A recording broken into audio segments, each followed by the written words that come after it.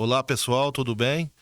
Dando sequência no nosso podcast, hoje no episódio 2, estamos recebendo aqui a visita do engenheiro Francisco Ivo de Almeida Prado Júnior. Tudo bem, Ivo? Tudo bem, Renan? Prazer estar com você aqui. Tudo bem, Gabriel? Tudo ótimo, graças a Deus, né? O segundo episódio agora.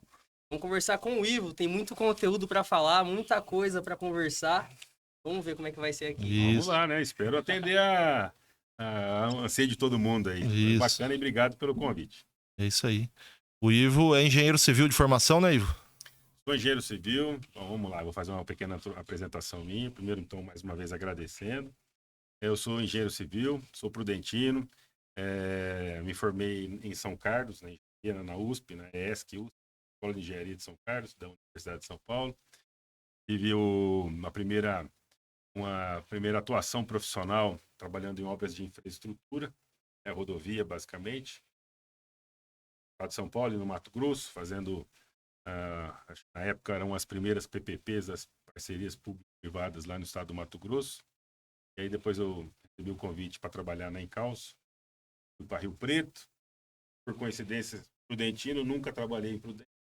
Rodando, fui para a Dama, para Encalço, depois para a Dama Urbanizadora. E rodei, aí tive a oportunidade de conhecer o país, vendo áreas, e acabei entrando no segmento de urbanização. Tá certo, bacana. Ô, Ivo, e logo quando você se formou, você já entrou no segmento rodoviário, de pavimentação? Como é que foi? Pois é, Renan.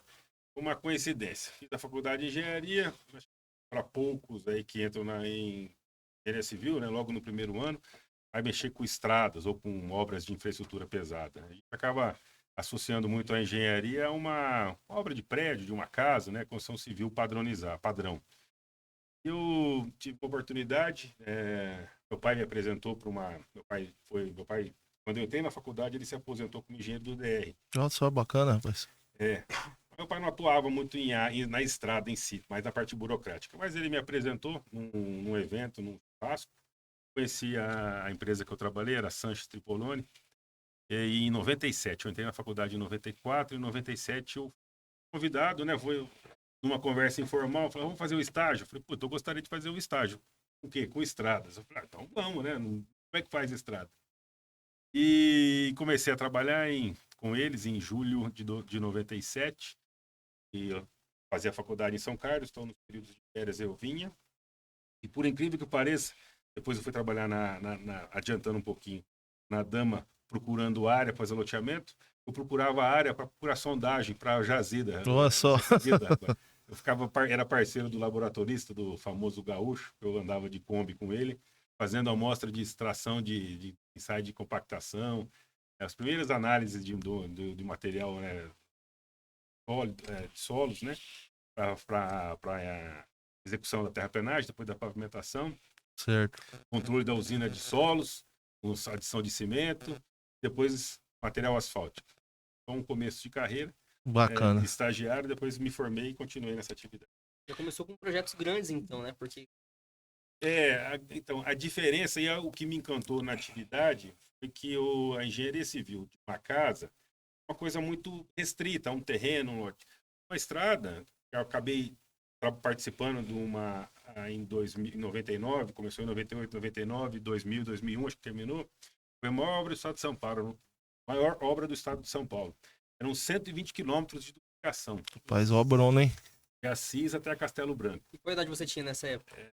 Recém-formado, 24, 25 anos. Então, eu cheguei a gastar um tanque de Gol 1000 por dia, rodando no trecho. Você vai e volta. Já pensou? Então, o que encanta muito é a dinâmica. Então, na época, nessa obra particular, né, você que gosta conhece bem de equipamento, tinham 14 motoniveladoras, tinham 10 escavadeiras hidráulicas, 120 caminhões basculantes. Nossa Senhora. 3 usinas de asfalto, 3 usinas de solo, uma pedreira e peão, eu não perdi a conta. É uma obra muito grande, hein? Era obra grande. Então, a dinâmica encanta. Não só a escala, né? A grandeza da obra em si, mas encanta a dinâmica. E a obra é uma coisa que apaixona o cara, né? Que você vai fazendo, vai vendo ficar pronto. Porque você vê realizando. Você vê realizando e, rapaz, encanta a gente que gosta, que mexe com isso. Isso. Você vai vendo ficar pronto e vai... Exatamente. Você vai se animando cada vez mais. Apesar de ser muito sofrido Muito judiado, que eu costumo falar que quem mexe com obra e com loteamento vai viver uns 20 anos a menos, né? É verdade, rapaz. É insalubre, né, É, rapaz? mas Mas é encantador, é pinga, igual pinga, vicia, né? é Mas viciante o negócio. Você falou uma coisa que é verdade. Você vê construindo. Você vê aquilo, a gente chama no primitivo, no mato, na terra, de repente você vê evoluindo e se concretizando numa obra. E vai ter um benefício social, vai ter um benefício. Depois de pronto você passa lá e fala, puta, rapaz, ó, participei disso aqui. Participei disso daí, Ajudei né? a fazer isso aqui. Exatamente É muito gratificante, viu? É. Oi, você saiu de lá, trabalhou lá quanto tempo nesse projeto? Mas então, eu trabalhei tive uma experiência depois, eu acabei montando uma empresa minha, né, de prestação de serviço para o DR, né, de obras. Depois eu acabei voltando para a iniciativa privada como funcionário, para a mesma Sanches Tripolone, para a mesma empresa. E aí eu fui para o Mato Grosso. Mato Fazer Grosso. obra lá em Tangará da Serra. Tangará da Serra até Campo Novo do Parecis. Rapaz. Há uns 1.300, 1.400 quilômetros daqui. E lá eu tive a experiência de trabalhar num lugar bem diferente, um pouco bem diferente daqui, em todos os sentidos. É um lugar bacana, gostoso, bonito, a geografia maravilhosa do Mato Grosso. E ver como aquilo, foi em 2003, 2004, como aquilo é próspero. O dinheiro que circula naquilo lá, a gente, quem não tiver a oportunidade de conhecer o Mato Grossão lá em cima, aquilo não é brincadeira. É uma riqueza que brota do chão, né, rapaz? Riqueza que brota do chão, falou bem. E uma mesa, né? Plano. Ele é plano. Aquilo lá, você vai implantando obra, é dinheiro chegando e circulando, e soja, e milho, e algodão, e a coisa anda lá. Você vê que a prosperidade lá é diferente. É verdade. No caso, por conta do agro mesmo. Agro, O 100% agro. E é um local a ser construído. Eu vou abrir um parênteses, que foi o que me fez fazer engenharia. Quando eu estava em juventude, pensando no que fazer, um bate-papo com um engenheiro, ele falou o seguinte: na época, em 94, Fernando Henrique Cardoso, presidente da República, ainda estava por entrar para ser eleito, né? Se ele fosse eleito. Ele era ministro da Fazenda do Itamar. Olha, eu tô velho, Renan. E aí, ele falou assim: tá vindo um cara que parece que na época tinha hiperinflação, uma economia louca do Brasil, sempre foi. Mas tem um cara que eu acho que está entrando com umas ideias legais, acho que esse país vai progredir. O pessoal ia falar, eu lembro de estar prestando atenção para ele, ele falou: olha, se tudo der certo, esse país tem que construir tudo. Rodovia, ferrovia, porto, hidrelétrica, sistema de transmissão, tudo vai precisar construir porque o país está velho, o país tem rodovia simples, tem que duplicar. E ele começou a contar da infraestrutura. E se isso acontecer, esse país crescer, né, o famoso país Brasil, país do futuro, se realmente ele se consolidar, vai precisar de muito engenheiro. Porque se não tiver engenheiro, não faz. Eu falei, puta, verdade, tem razão, acho que eu vou fazer engenharia. E isso realmente aconteceu, na verdade, né? Realmente mesmo aconteceu. Talvez não naquela velocidade, mas aconteceu e ainda acontece. Isso. Então eu abri esse parênteses aqui pra gente contar, porque o Mato Grosso é isso. O Mato Grosso é um estado ainda em implantação, enquanto que aqui a gente tem uma cidade a cada 30 quilômetros, nem isso às vezes. Lá é longe, distante, não tem infraestrutura, falta muita coisa, ainda mais lá em 2003, 2004. E você enxerga aquilo como uma grande oportunidade. É verdade. E com isso cresce a taxas de China, na época 10%, 9%, Mato Grosso cresce. E aí você fica encantado porque serviço não vai faltar, né? É verdade. Agora tem que aguentar o calor, tem que aguentar a poeira, não fácil não é. Esse é um projeto muito grande, né? Pra ser resolvido tão rápido assim. Bastante. Lida com muita gente, eu acho que uma das partes. E quanto tempo você ficou lá no Mato Grosso, Ivo? Quase um ano. Aí eu tive porque lá você trabalha só no período de seca, você não trabalha em época É verdade. Principalmente quem mexe com terraplenagem. E aí eu tive a oportunidade, o prazer de receber o convite da Dama, até do próprio Marco Aurélio Dama, para trabalhar no grupo Encalço Dama até então. E aí eu voltei para o estado de São Paulo, saí de Tangará, fui morar em Rio Preto e entrei, comecei a trabalhar com planejamento, né, orçamento, programa orçamentário de obra. E a empresa, o grupo Encalço, tem várias frentes de serviço. E aí eu comecei a naturalmente participar de loteamento. Então era uma coisa que eu só sabia de longe, não tinha tanta noção do que era um loteamento.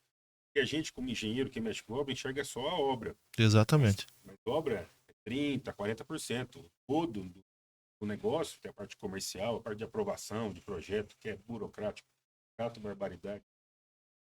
Parte de desenvolvimento de produto, e depois a comercialização, a administração da carteira.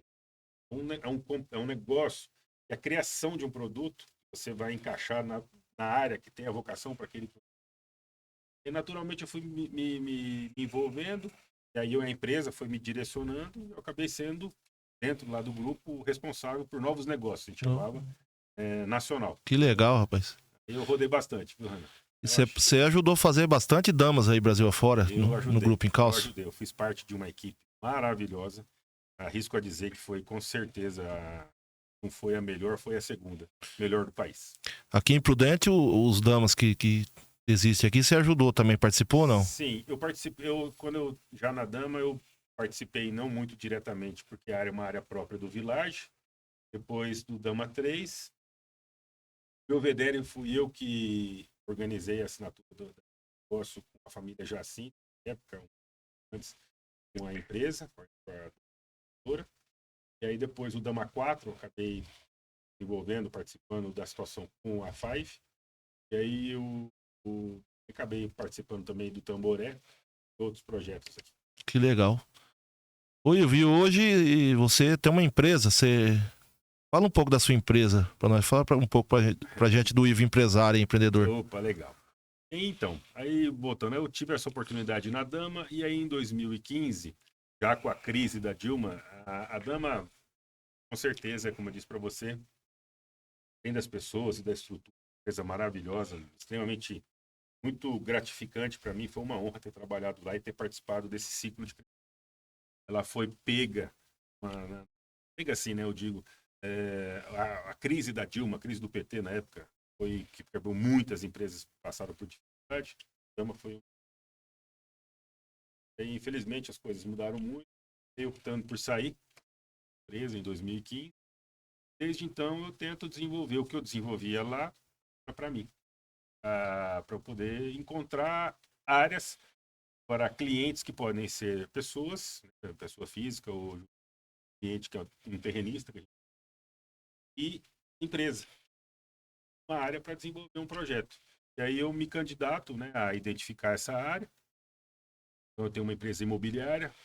Vou falar que eu não trabalho no varejo, eu não trabalho no varejo, eu trabalho no atacado. Então eu não fico vendendo lotinho, não tenho equipe de vendas. Eu gosto de estruturar o negócio, fazer os estudos de viabilidade, identificar realmente a vocação e analisar e ajudar a fechar. E isso aí é uma coisa, na minha visão, não é simples. Envolve muita coisa. Envolve um estudo ambiental, envolve um estudo de legislação, como eu disse, exatamente. Produto. Não adiantava nada. É aquilo que você falou, quando chega lá na obra é 30% do negócio só. O resto ficou para trás. O resto ficou para trás. E se eu fiz uma massa de bolo errado, vai sair um bolo que não seja gostoso. Então eu tenho que estar aqui no nascedouro do projeto. Aqui, exatamente. Muito bem dimensionado. Isso envolve esses estudos de habilidade. E aí tem uma assertividade para encontrar a boa empresa para desenvolver o projeto, que tem a condição não só operacional, financeira, ela tem toda a estrutura que fala, não, isso aqui eu vou pegar e deixa comigo tocar e finalizar e fazer com que todas as pontas se realizem. O terrenista na parte dele, a empresa com o lucro dela, os clientes com um bom produto entregue, e ninguém com dor de... A prefeitura, a municipalidade com toda a infraestrutura bem feita, e assim por diante. Então, acabei me especializando nisso. Tenho uma empresa de engenharia de projeto também em aprovação. Acabo participando não só da identificação e da assinatura do contrato de parceria, a compra e venda do que for, mas na sequência de colocar aquilo em pé, mais ou menos o que a gente vem fazendo, né, Renan? Isso. E aí fazer os projetos de aprovações, participar desse trâmite que envolve muitos órgãos, né? Municipal, estadual, e aí várias esferas, o cartório. E depois tem a parte de construção.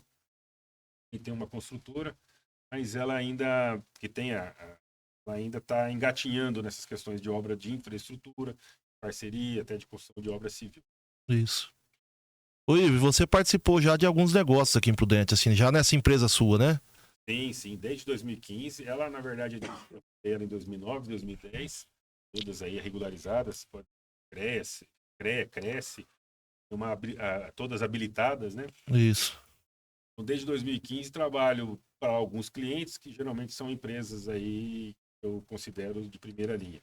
Empresas boas de prestar serviço, tem compliance, tem regras de normas de implantação de obra, e tem critérios de responsabilidade social, anticorrupção. Então, assim, eu preferi, até por experiências gratas que eu acabei tendo no mercado, e não prestar serviço para empresas que não reconhecem isso. Isso é muito importante, né? Escolher bem o parceiro. Exatamente. Parceiro bom é fundamental. É isso aí. E qual quantidade, mais ou menos, vamos falar, o lotes ou moradia que você ajudou a intermediar, que o seu trabalho trouxe e acabou chegando e deu certo e executou o negócio saiu? O que você calcula que você participou aqui em Prudente? Eu deveria ter vindo mais preparado, que alguns números até de falar, mas eu já, um tempo atrás, a empresa me pediu, para mim eu ajudar na parte de prospecção de negócio com eles, já tinha ultrapassado 10 bilhões de reais de VGV. Você já pensou? É bastante coisa. É bastante coisa. E só aqui em Prudente, mais de 1 bilhão já. Agora eu preciso... Até eu tenho isso relacionado, eu posso depois... Essas obras que a MRV tem Prudente aí, praticamente quase todas foi você que intermediou o negócio, né? Sim, sim. O terrenista e a construtora, né? Isso, boa parte desses projetos dele aí, criei um relacionamento com eles desde 2017, a gente vem perpetuando isso, não só aqui em Prudente, também em outras cidades. Vi agora há pouco um WhatsApp, um negócio lá na região São José dos Campos também, já evoluindo para ser lançado. Isso é muito gratificante, porque eu tive uma grande virtude, um grande prazer dentro da Dama Urbanização, que me permitiu rodar o país e, lógico, algumas cidades eu estou desatualizado, né? Faz um tempo que eu não vou, mas eu rodei, só faltaram 3 capitais para eu conhecer, né? Você já pensou? Só faltou Amapá, que bacana, rapaz. Porto Velho e o Acre, cara. O Branco. Então, em todas essas capitais, a Dama tem empreendimento? No mínimo prospectou, mas ela fechou em 18 capitais. 18 capitais. Muitas vezes o prudentino pensa que Dama é aqui em Prudente só, né? Porque o nascedouro foi Prudente, né? O patriarca da empresa, o fundador, o Dr. Anvar, ele fundou a empresa. Ele é são carlense, em São Paulo, mas ele cresceu profissionalmente em Prudente. Então, a origem dela é aqui. E é só projeto. E você sabe o que significa? Sabe o que significa encalço? Não. Engenharia e Construções da Alta Sorocabana. Já pensou que interessante? Tá vendo? E aí daqui ele foi pro Brasil. Foi uma empresa nacional, não só de urbanização. A Encalço é uma empresa do Grupo Dama que age nas obras de infraestrutura, né? O Brasil todo, né, Ivo? Uma construtora grande. De primeiríssima. E fazia os condomínios Dama, né? Fazia ou faz ainda, não sei. Eu acho que tudo lá atrás começou tudo muito junto e misturado. Depois a empresa se profissionalizou. Então a área que inicialmente era uma fazenda rural, que criava boi, virou loteamento. Então a área da pecuária virou urbanizadora. Então depois ficou estruturado, né, juridicamente, cada setor com o seu negócio. E a Encalço empreiteira, lá atrás, mas ela tinha esse envolvimento maior na obra. Tanto é que o Dama 1 e o Dama 2 aqui em Prudente são obras da empreiteira Encalço. E eu costumo falar, já fui até presidente do Dama 2, onde eu moro, e participo, né, de algumas reuniões. São empreendimentos de quase 30 anos, são íntegros. Se é uma obra de 30 anos, não é qualquer empresa que entrega uma obra dessa e você dura tanto tempo e dura bem, muito bem feito. Muito bem feito. O Dama só trabalha com imóveis de alto padrão? Ela trabalhava faz um tempo, então eu me desliguei um pouco da empresa, não tenho uma atuação dela assim, prestando serviço, mas o foco dela trabalhava no alto padrão, loteamentos fechados de alto padrão e focados inicialmente no estado de São Paulo, Brasil. Realmente, aí tem que fazer análise de mercado, que era o que eu fazia também, pesquisa de mercado, todo critério de análise mercadológica, para falar que aquela área tem vocação para um produto que é um produto de alto padrão, às vezes não encaixa.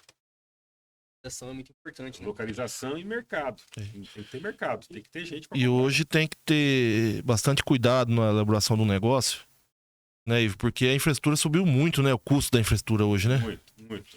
Todo período, quando tem esses períodos de muito crescimento, ou de muita... Nem nós vivemos recentemente da pandemia, ou lá na crise ela distorce a economia. E aí dá uma desregulada e as coisas vão se moldando depois. A infraestrutura subiu demais, não só a infra, o índice da construção civil subiu demais.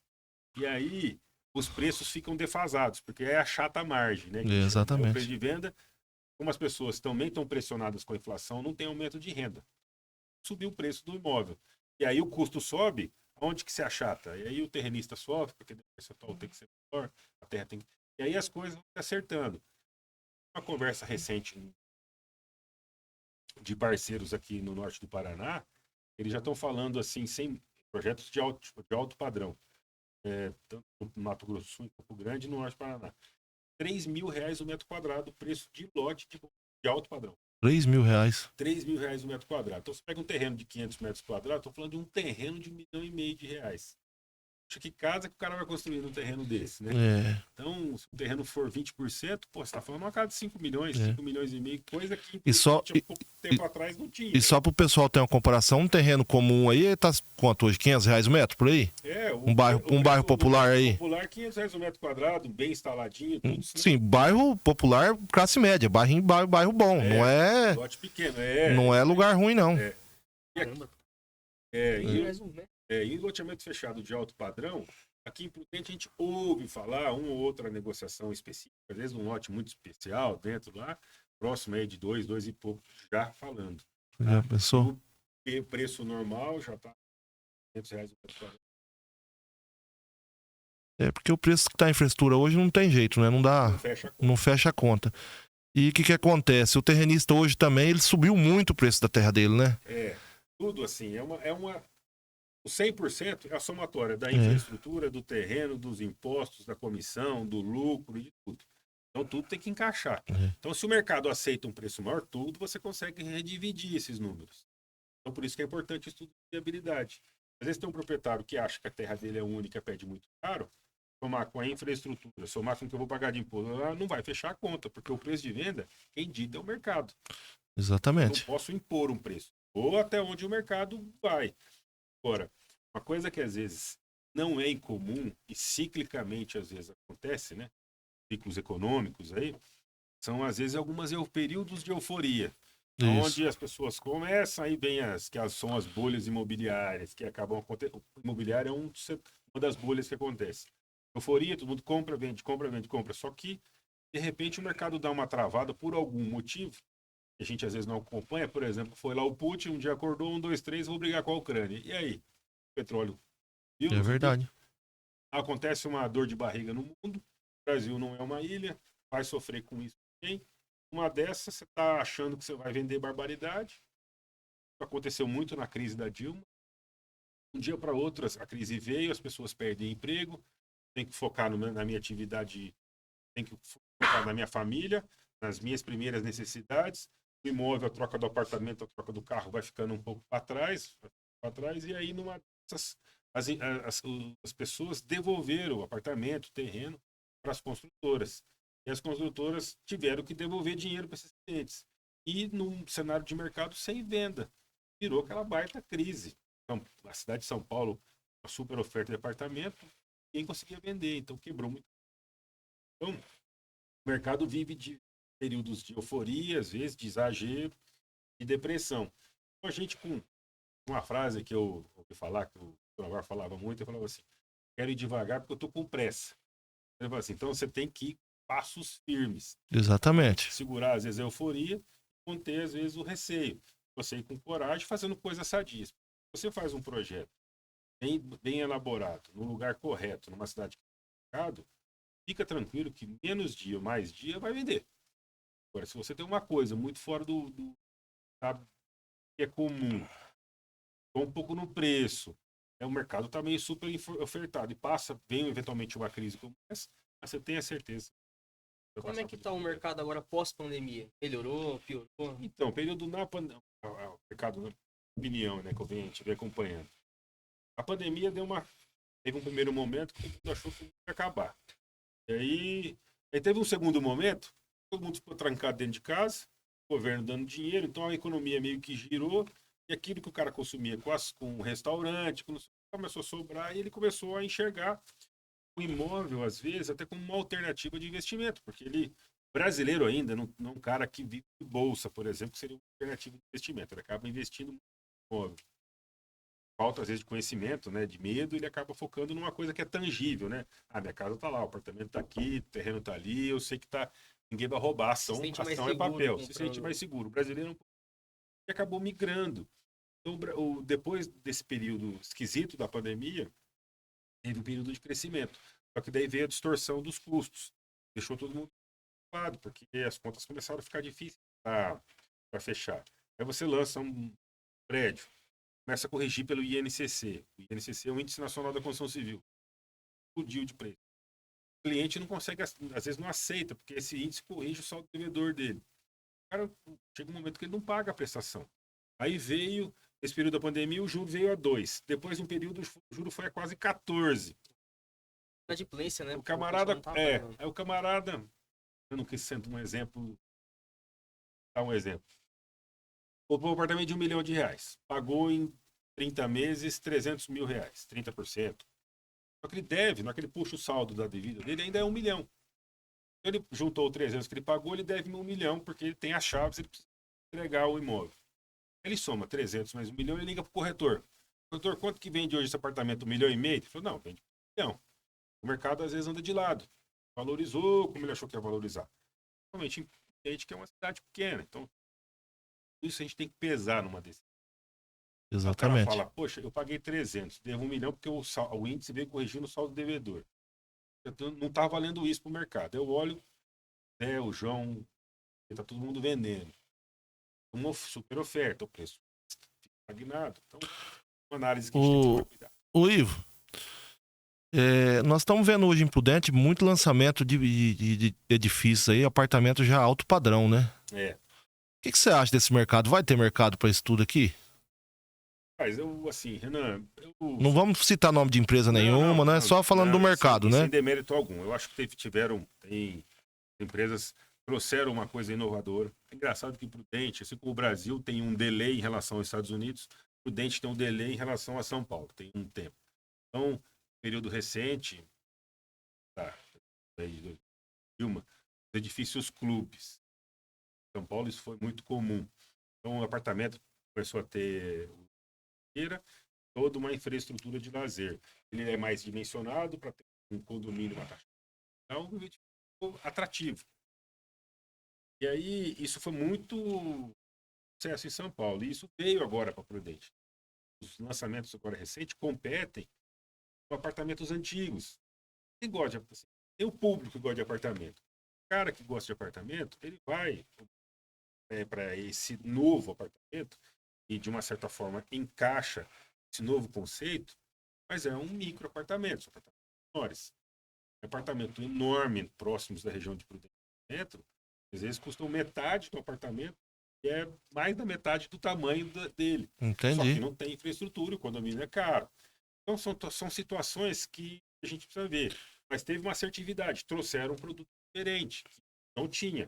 Ou seja, diminuiu no tamanho e aumentou na qualidade, no produto externo ali, na infraestrutura. Então isso foi assertivo. Agora, tinha uma área aqui em Prudente, participei de um estudo já 2010, 2011, com pesquisa de mercado, nós lançaríamos 6 prédios aí em Calço. Lançar um apartamento, 6 prédios de 8 andares, mais ou menos, um conjunto, bastante área de lazer, mais ou menos com o conceito DAMA de desenvolvimento urbanístico, né? E o mercado não aceitava. Nós fizemos pesquisa, temos um produto, damos com algumas análises, mas não fechava com uma área própria. Então, tudo isso, por isso que eu falo, a viabilidade, né? Às vezes você vê você entra, acha que você vai ganhar, depois na hora que você puxa a última linha lá, a margem é apertada. O cliente é limitado, tem que tomar cuidado. Qual a margem boa para você falar? É legal a gente construir aqui, é legal criar um projeto. Então, tem alguns índices que todas as empresas analisam, né? O lucro, a margem de lucro, a TIR, né? A taxa de retorno do projeto, a exposição de caixa, aí velocidade de vendas, né? Tem alguns critérios para analisar. Isso falar assim, incorporação é um índice, loteamento é outro. Isso vai de empresa para empresa também, dependendo do que a empresa quer ganhar, né? Tem empresa que se contenta com menos. Tem empresa que fala, não, pra entrar pra ganhar isso aqui eu não entro. Exatamente. Tem Você empresa entendeu? grande que tem uma estrutura por trás pesada, ela tem que atingir um índice. Tem conselho, tem empresas aí multinacionais que tem que ser atendido. Não vamos estudar. Exatamente. Prefere ir para uma outra cidade. Tá? Então, E nós estamos vendo em Prudente hoje, Minha Casa Minha Vida, né? Muita movimentação nesse segmento, né? Tanto em apartamentos como casas térreas, né? isso. O Minha Casa Minha Vida, esse programa, né, é onde está grande o déficit habitacional, é nessa base, né? E tem que ter realmente um incentivo governamental para poder catalisar esse processo. Todo mundo é digno, tem uma casa decente, né? O sonho, acho que a grande maioria é uma casa, né? Um apartamento, viver com segurança. Você vai trabalhar, o marido, a mulher, as crianças estão seguras no lugar. Desejo de todo mundo. Então, é uma grande virtude. Eu acho muito que a municipalidade tem que ver situações para que esse projeto consiga realmente virar, né? Porque é difícil fechar a conta, principalmente nele. E às vezes cara, situações aí que a inviabilidade do projeto é muito clara. E é onde tem falta de projeto. Entender. E eu acho que hoje, a demanda que nós temos hoje de terrenos urbanos em Prudente, em comparação com o programa Minha Casa Minha Vida, com certeza o público vai optar, público que eu falo, público que paga aluguel, a pessoa que precisa ter uma casa, vai optar muito mais pela casa pronta já, né? Casa pronta. Não tenha dúvida. Renan, isso é uma coisa, e é bacana você ter tocado nesse assunto. Antes da pandemia, 2018, 2019, eu estava desenvolvendo um trabalho aí com colegas aí, do comercial também. Nós identificamos na época terreno, grande lucro de loteadores pouco tempo atrás, né, era a carteira de recebido. Isso numa ciranda de juro financeiro, juro correção, virava uma caixa registradora. E depois disso, muito em períodos de inflação, querem pagar muito juros. E o terreno, o cara tem que pagar onde ele mora, pagar o terreno, tem que quitar o terreno para depois construir uma casa dele. Exatamente. Em mercados mais sadios, mercado americano, mais modernos, né? A casa, o cara compra a casa, porque a casa é o produto final, ele financia em 30, 35 anos. A taxa de juros lá é bem menor também, E a né? taxa de juros é menor e o prazo é longo, a parcela é menor. Então encaixa no bolso. E aí, mais uma vez, aquela história da dignidade, né? O cara já entra pronto. Tanto é que a RV, ela tem uma operação lá nos Estados Unidos para isso. Então, eu acho que a tendência, muito, principalmente nessa base, em o produto terreno com uma casa junto, operação bancária. Entra um ciclo período. Né? Isso. Nós tivemos lá na região da Ângelo Rena, né, a Pacaembu, acho que fez 1.800 casas lá, né, 1.600. A Pacaembu foi uma precursora. Eu conversei com o cara que identificou a área lá na época. Eu falei, rapaz, você é louco, os caras vão te mandar embora. Fizeram fora da cidade, né? E apostaram e. Tirar o chapéu pros caras. Os caras. É aquela história que nem o Ana Jacinta, né? Que tá perto daqui. Lá atrás mente. Cria um núcleo urbano, que às vezes é relativamente afastado, mas leva uma infraestrutura pública. Na verdade, o cara vive naquela bolha ali, né? Claro que ele precisa vir pra cidade, ele precisa trabalhar, de repente uma coisa a mais que ele precisa, mas o básico ele tem ali. É isso, exatamente. Né? E é um bairro, que a gente chama do bairro planejado, né? Já dimensiona as áreas de lazer, já dimensiona comércio. Então, realmente, o cara acaba se virando por ali. É isso. E, na sequência, tem a municipalidade, tem o posto de saúde, tem o posto policial. O cara precisa do médico, precisa de uma UPA, já tem tudo lá. Esse deslocamento acaba sendo minimizado. Essa é a Zona Jacinta também, né? Que tem tudo. Jacinta lá atrás era quase em Pirapora, era longe, barbaridade. Hoje é a continuidade da cidade. Então, e veja, né? A Pacaembu terminou lá, nós acabamos de falar 1.600 casas? Não me recordo se foi 1.600, 1.800. 3 etapas, acho que é por aí. Né? Nós temos aqui o Minerva 2, 500 casas, né? Com possibilidade aí de mais 500. Tá em negociação lá. Temos o Residencial Mônaco lá da LRG, mas praticamente 500 casas.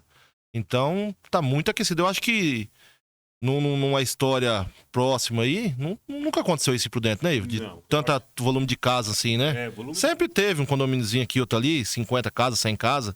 Concordo com mas eu acho que isso que nós estamos vivendo agora, não teve. Eu não tenho recordação. Eu também não. Eu concordo com você.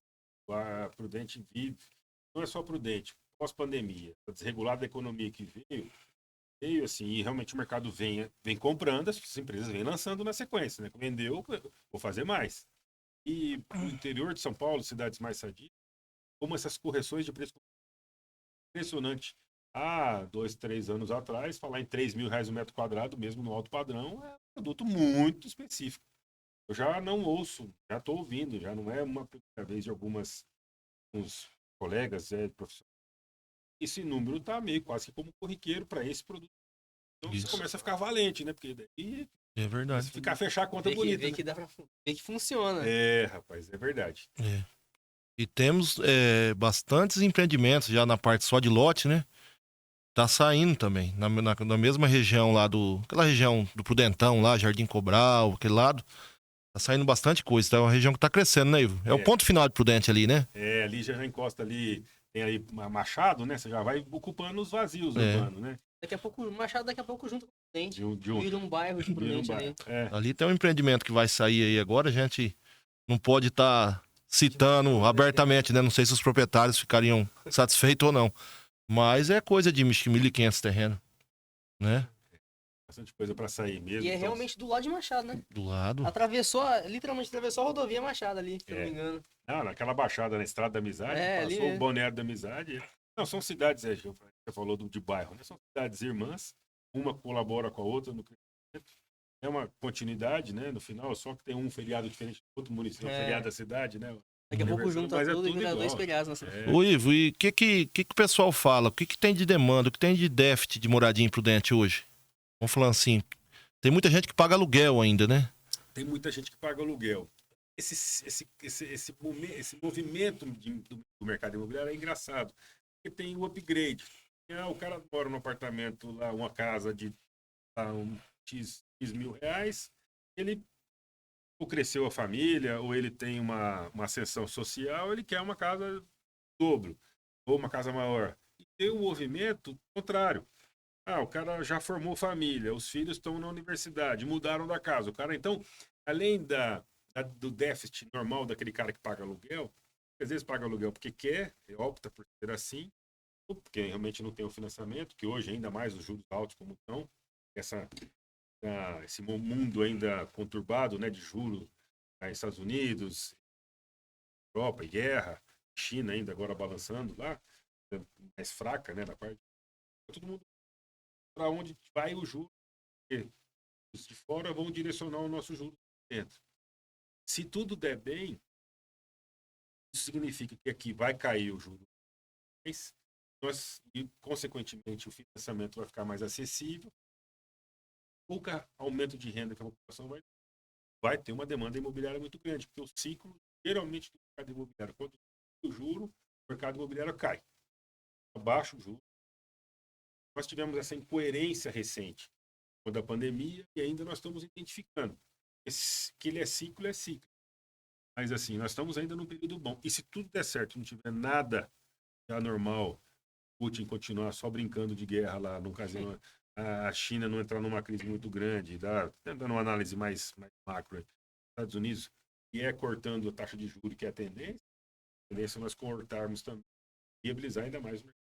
Então hoje ainda compensa comprar casa? Depende a casa, é a segurança, é o teu bem, vai valorizar ao longo do tempo, é um imobilizado, é um dinheiro parado. A pessoa poderia, tem gente que aplica na bolsa, aplica no mercado e a rentabilidade que dá hoje lá, paga o aluguel e sobra. É. Então, Está bem alto ali a molecada no CDI, hoje né? pensa muito nisso. A molecada, a geração Y, prefere ficar mais leve, ter uma mochila nas costas para viajar, não ficar apegado a nenhum imóvel. Esse é o meu caso, inclusive. Aluga, compra, aluga, não fica agarrado a pegar. O velho, lá atrás, É mais conservador. é o cara que não, tem que ter o chão para morar, é aqui que eu vou nascer, aqui que eu vou morrer. Então, isso vem se diferenciando. Nos Estados Unidos, na época a gente andava mais, até eu tive a oportunidade de visitar e conhecer o mercado e estudar o mercado americano na época para entender produto e trazer para cá. O mercado americano lá chega a ter 6 imóveis. O padrão, americano padrão. Primeira moradia, apartamento, é o rancho, é a casa de cedo.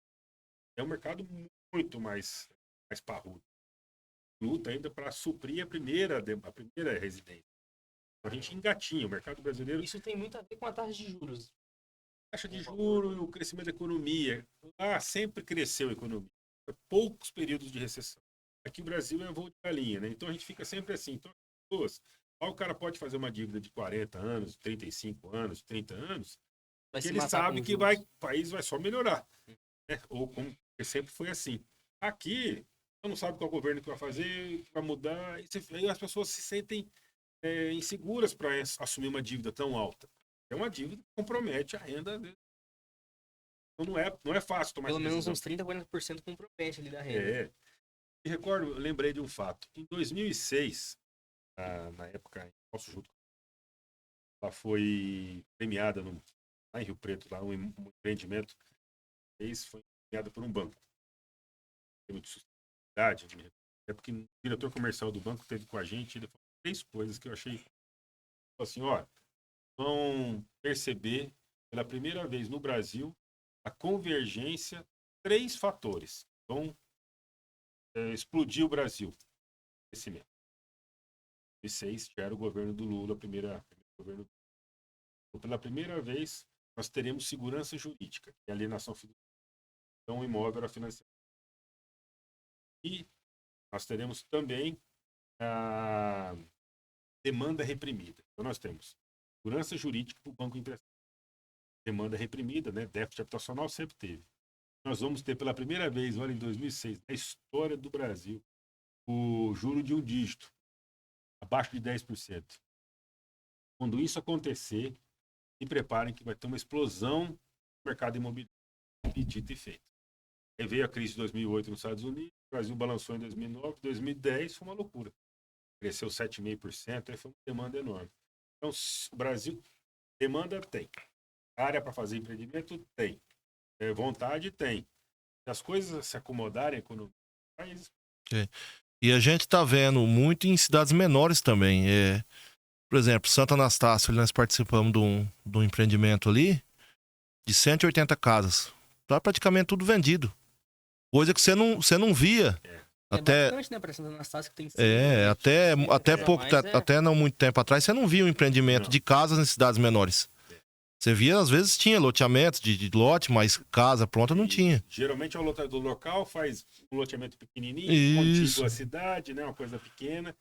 É isso aí, para você ver o amadurecimento, tendo, mais uma vez, operação bancária, financiamento, onde tem público, uma escala menor, vou soltar 1.800 casas, vou soltar verdade. 180. até porque essa é metade da cidade ali. né? É. Então, e analisando, fazendo uma pesquisa, identificando mesmo. O Estado de São Paulo tem o SEAD, tem o IBGE, tem informações que a gente pode ir lá, uma boa conversa no mercado, né, com corretores, você enxerga uma demanda. E aí, arriscando de forma calibrada, né, consciente. Uhum. Mas quem fez isso com cidades menores foi o próprio Figueira, né? Lá em Narandiba. Narandiba, o Figueira fez loteamento, né? É, uma cidade Loteamento mesmo. pequeníssima lá e... Ele fez algumas casas, mas pouca coisa. O bacana você ter falado do seu Figueira. Figueira é um cara nota 1000. Conheci ele, é um lutador, é um empreendedor de primeira linha, um cara honesto, ele envolve as coisas dele de maneira clara e transparente, luta para fazer. Não é fácil, né? Não. Tem que ter paciência, mas ele é um cara de primeiríssima linha, ele é um cara A empreendedor. pessoa, E ele gosta de fazer realmente. Gosta ele- de fazer. ele além quer de mudar a cidade. além de ser empreendedor, é uma pessoa muito esforçada e muito bom de coração, né? Isso. Pessoa do coração imenso, né? Ele é um cara que quando a gente consegue se relacionar, você vai conhecendo ele mais, tendo liberdade, ele é uma pessoa fora de série. E ele realmente lá em Narandiba, agora tem outro projeto em outra cidade próxima de Ourinhos. Ele é um cara...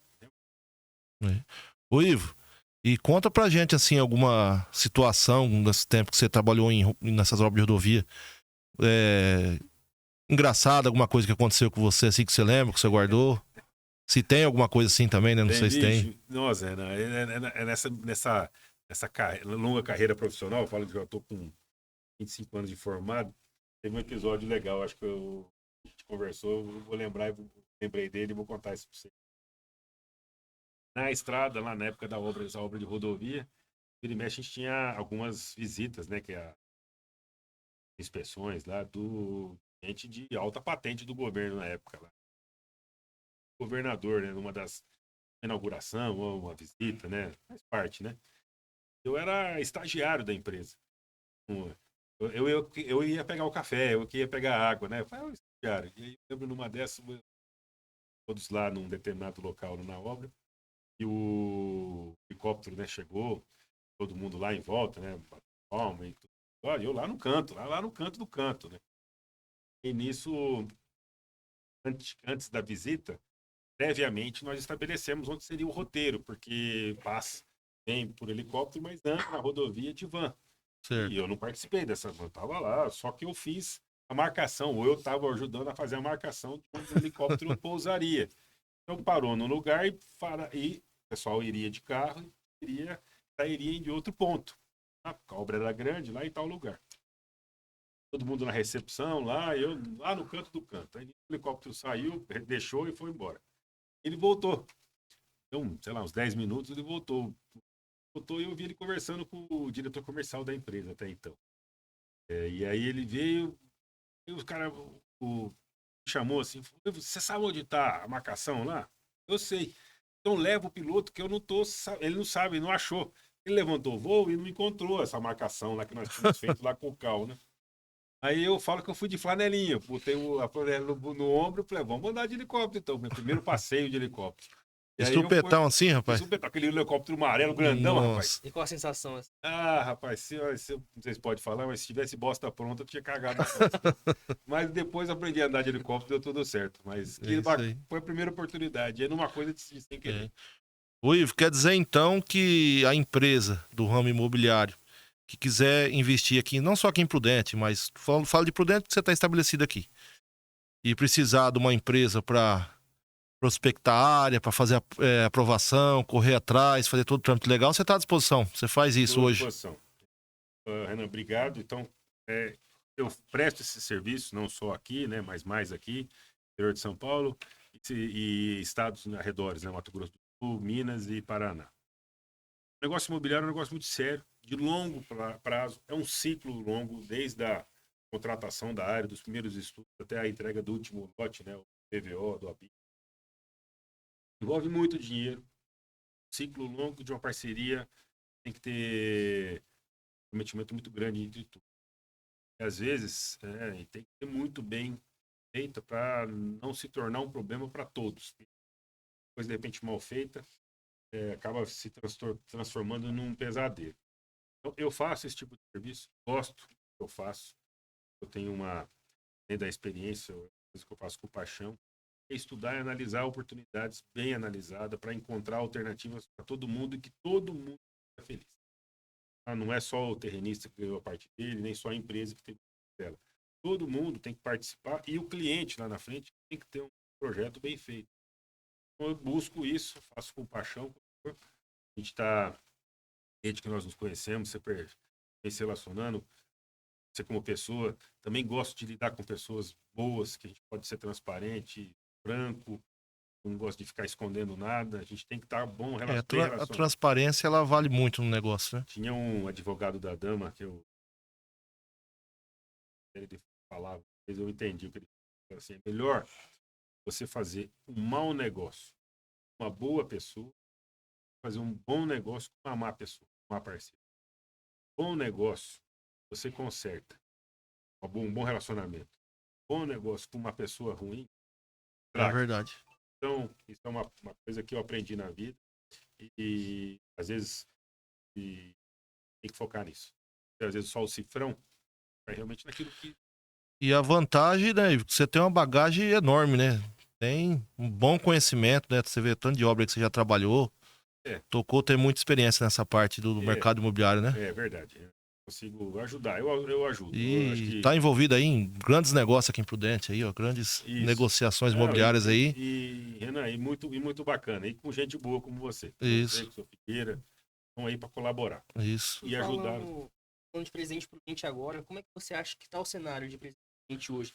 Acha que tem mais crescimento? Acha que vai... Então, se nós entrarmos num ciclo de redução de taxa, a tendência é de perpetuar esse crescimento. O mercado imobiliário depende muito do financiamento imobiliário. Né? crédito, né?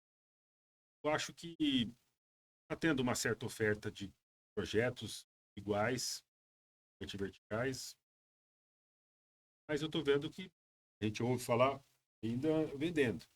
Preocupa a oferta. Lei máxima da economia, oferta e demanda.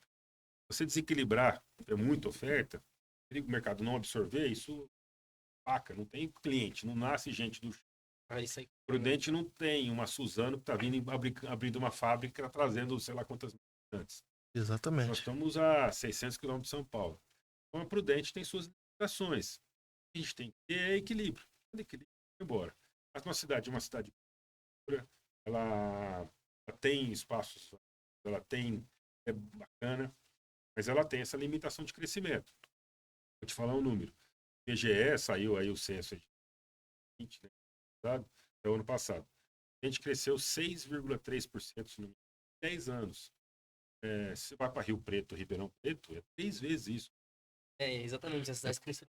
Eu São escuto, cidades eu escuto maiores. sempre, desculpa interromper, eu escuto sempre falar, o pessoal fala que Prudente, Maringá, Londrina é do mesmo tamanho, né?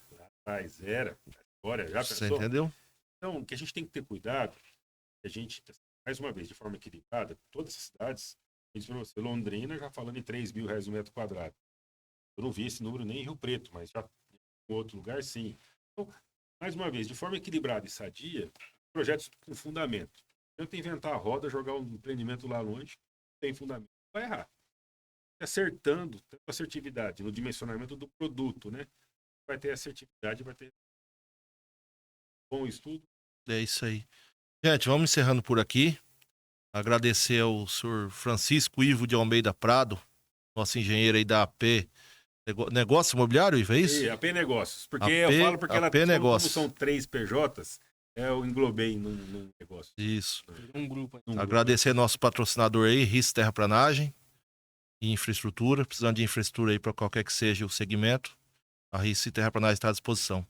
Agradecer nosso diretor de marketing aqui, Gabriel. Gente, muito obrigado e logo estaremos de novo aí com outra, isso aí, Ana. outra Obrigado edição. e prazer aí. Obrigado, viu, Ivo? Primeira oportunidade que eu tive de falar numa podcast. Me sinto muito prazer. E você é meu parceiro, meu amigo, Renan. Tá sempre com a gente, né? Obrigado, Você, Ivo, Gabriel, obrigado. nos conhecemos hoje aí. Tamo junto aí. Muito obrigado a todos aí. E até a próxima, gente. Valeu. E aí, o que vocês achou? Bom, né? Gostei. E quanto tempo falta?